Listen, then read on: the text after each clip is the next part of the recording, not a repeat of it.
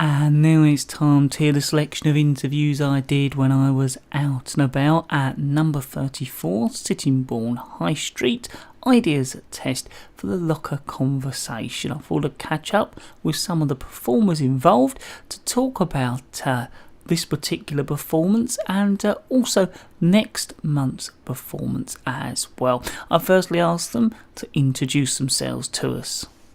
My name's Cathy Robinson and I am the soprano for the Locker Ensemble. I'm Christopher Lomberto and I'm in Hand of Stabs. And Kevin Young, also in Hand of Stabs. So just to start off, you've actually taken part in some of the performances this evening. How did that go?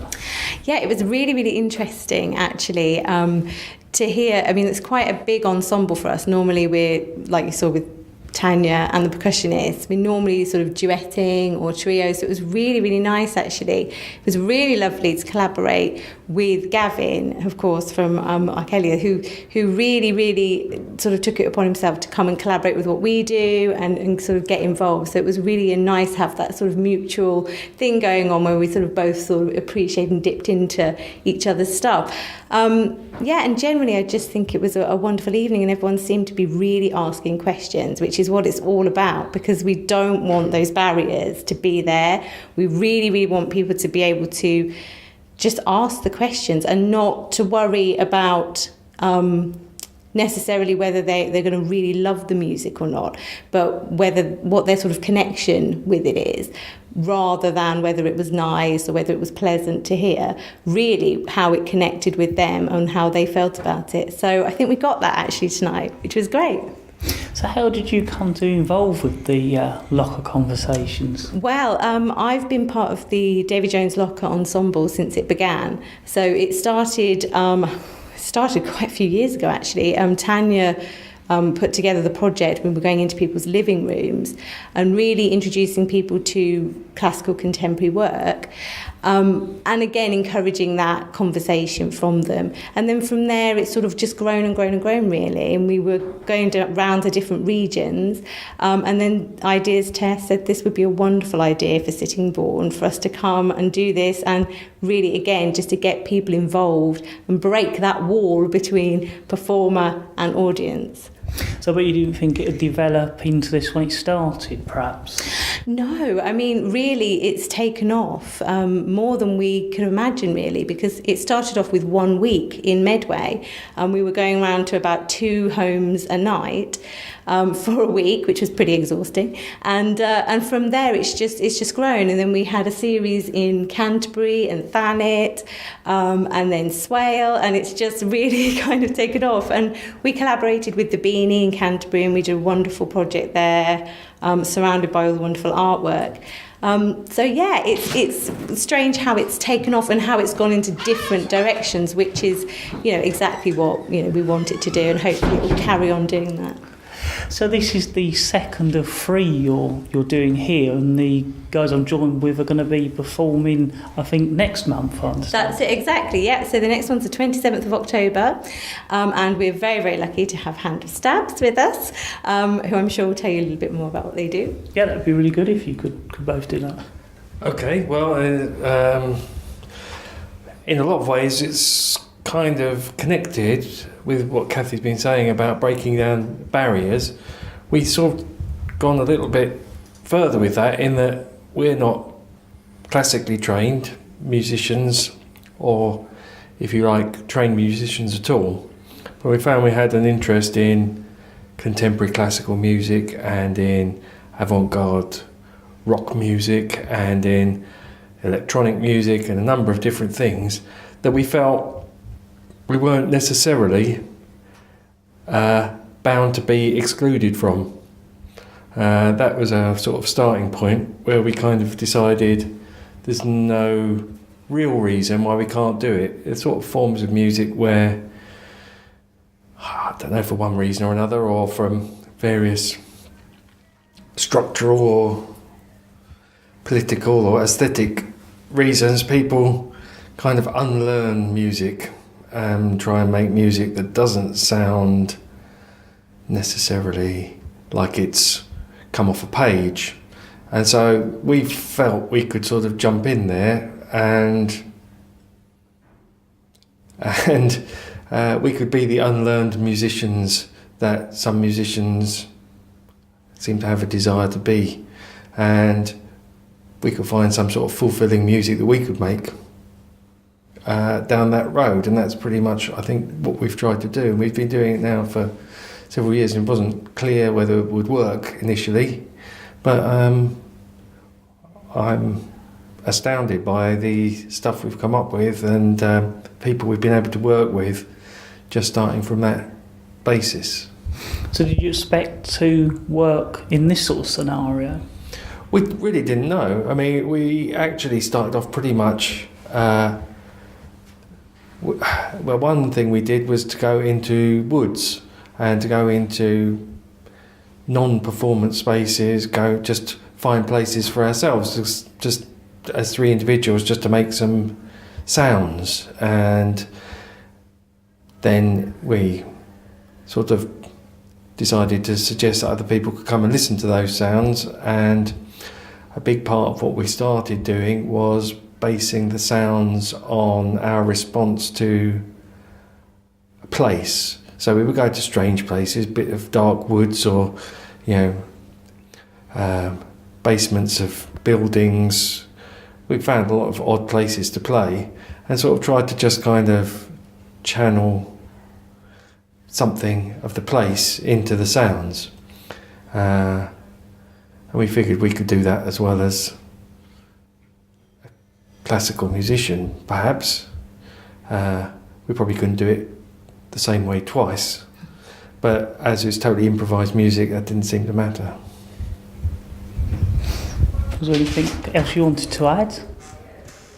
No, not particularly. I think that sort of covers it. I mean, I have no musical background at all, and it's been incredibly liberating to be able to sort of come into performing music, and I'm not sure we always would call it music either. I mean, it's sort of, when people describe me as a musician, I sort of balk at that because I'm clearly not.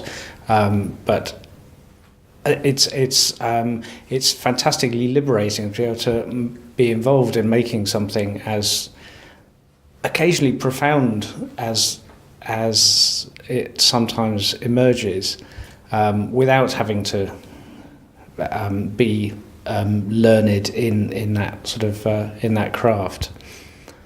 I think undoubtedly it is music. It's sort of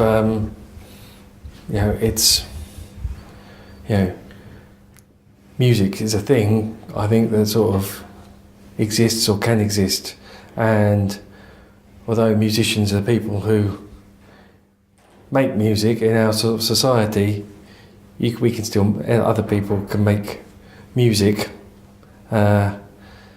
without, if you like, the proper qualifications. So that's where we come from. And in recent times, we've started doing a couple of projects which we're trying to encourage everybody, because everybody who listens to music, or even people who are deaf, people who can feel music, anyone can sort of have some input because they enjoy the output. And that's our sort of concept. And so we're doing these things now.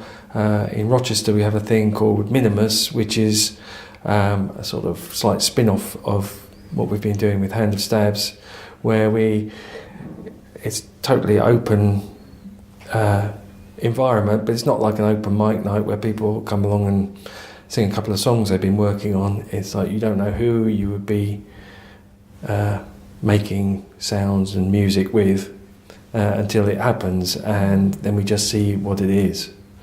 And I'm quite pleased with the way that's been going as well. So, at the risk of sounding rather pleased with myself, or ourselves, No, I would agree completely. I mean, I've been very kind. The Hand of Stabs have been very kind, I should say, in allowing me to come along to the Minimus, and there's a real sense of inclusion with it, I have to say, and it is I mean, what Chris said, it's completely liberating, and it is a different way of making that music, and it's a wonderful experience, and they're very kindly going to allow me to join in with them. That's the point, though. We're not allowing.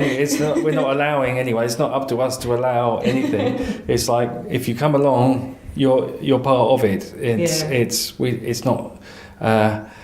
It's not that you need to be allowed to do it. We're just trying to make, a space where people can come and do things, and we didn't know what to expect. We could be, you could have got, I don't know, could have ended up with terrifically noisy guitars or rap music, or local, singer-songwriter might have sort of attempted to railroad the whole thing. But what seems to happen is people just latch onto some sound that's happening, someone starts something and people join in, and it's just sort of a kind of organic kind of a thing. So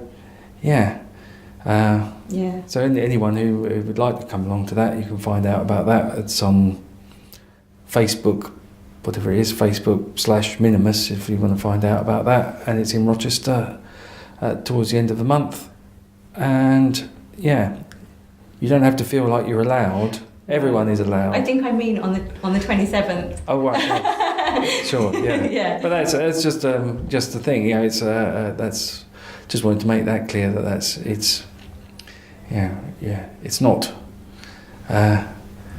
it's not down to your skill, although it's very lovely to have skillful people come along. We have had a lot of extremely talented people, and people who didn't know they were talented. And we've had klezmer fiddlers playing with 1-year-old children, a 1-year-old child playing a toy xylophone at the same time as various electronic boffins playing synths and laptops and goodness knows what else. But it's very unpredictable, and I think that's what makes it good. So we are at the moment continuing to hear that selection of interviews that I did when I was out and about at Ideas Test number 34, Sittingbourne High Street. We're talking all about the locker conversation. So one thing I just quickly want to touch upon as well was there was a bit towards the end where people have been involved in making the piece of music, and then you had a go at playing that, and I think some of it started at the last one, some's happened now, and a bit more happened on the final one. But what is that like to try and play? Well, it's really, really interesting what people come up with, actually. And for myself, I very conveniently have got away with just swinging around my sound picture. But it's always really interesting. I think all we do is we just give them the tools by which to create something. So we just give them symbols and different musical directions, or, just simply some emotive suggestions, like we'll say, do you want it to be joyful? Would you want it to be sad? So it isn't exclusive in any way. Anybody can contribute to creating or composing something, because there is no terminology. There's something there that everybody can access. But it's really interesting what they come up with, and 9 times out of 10, it seems to work, actually. And I think there's something about already having heard some classical contemporary music that the ear is sort of ready to kind of hear that, no matter how it comes out, really. So, it's been really interesting. And funnily enough, very successful. So we'll just extend that next time and see what happens. I was going to say, it's quite amazing because you don't, although it's in a musical layout, I assume you don't actually have to know about music to contribute. So like you're saying, somebody might just write joy, and so then you can interpret, make that piece joyful or sad. Yeah, absolutely. So, one bar could be joyful, and in the next bar somebody could have put sad. So you can just jump, and that is the whole point, is that's fine, that's okay. and it just allows everybody to have a go, which I think is wonderful. So coming back to October, just refresh our listeners a little bit about that. Yeah, so 27th of October, Thursday, the 27th. Coming along, you'll hear Hand of Stabs. So they are an improvisational band or ensemble. They're incredibly visual, so they create their own instruments on some occasions. So they will do a set. We'll probably be able to have a conversation with them and ask them about what they do, what their kind of thinking behind things are, whether there is any. It's completely open for discussion and debate. So, come along, have a listen to them, and then we will do some more classical contemporary pieces, but with pauses, so people can have a really good conversation about the pieces, so that you don't have that sense of performance. That's it. You're sat there tied to your chair and you cannot comment and you can't escape. So you really have the opportunity to express how you feel about the piece, and if you want to know anything more about it or how it's put together or where it comes from. And that's the key thing about the Locker Conversations, is really the collaboration with the audience. I was going to say, I've been lucky to come alongside. Actually, there was more to it than even I thought. It actually was a really nice long evening covering lots of different aspects. So it was, not what you think. And I suppose it's all about getting people to hear stuff they wouldn't normally do. Absolutely. And, as an artist, sometimes the biggest barrier is getting people to come in the gallery to see the work. And I suppose that's what you want, people who wouldn't normally to come in and feel actually part of it, which you did. Absolutely, yeah. And we want people to feel really, really comfortable. And not without any expectations, actually, and to not feel as though they have to be incredibly knowledgeable about any of the pieces, or they have to even, enjoy certain pieces. There might be some that they really don't, and that's fine. And it's about being comfortable and just bringing this style of music to the attention of people who, for whatever reason, maybe can't access it or don't know where to access it, and just giving them that sort of route into it, really. And the great thing is we never know what anyone's going to ask us. So each Locker event is completely unique, so there will never really be another one like this evening. It's always really different because it's very tailored to what the audience wants to know, which I think makes them quite special, actually. Well, thank you very much for taking the time. Thank you. And once again, I must say a big thank you to Ideas Test and the organisers of the Locker Conversation for giving me the chance to go along to September's performance. Hopefully, by hearing what Kathy had to say, and also the members of Hand of Stabs, it gives you some sort of an idea of what takes place if you go along to these Locker Conversation performances. I must say I was very impressed, and it certainly wasn't what I initially thought, and it's certainly far more comfortable and relaxing when you go along to these performances than what you'd actually think as well. So it's certainly well worth going along to October's performance. All the information through the Ideas Test website.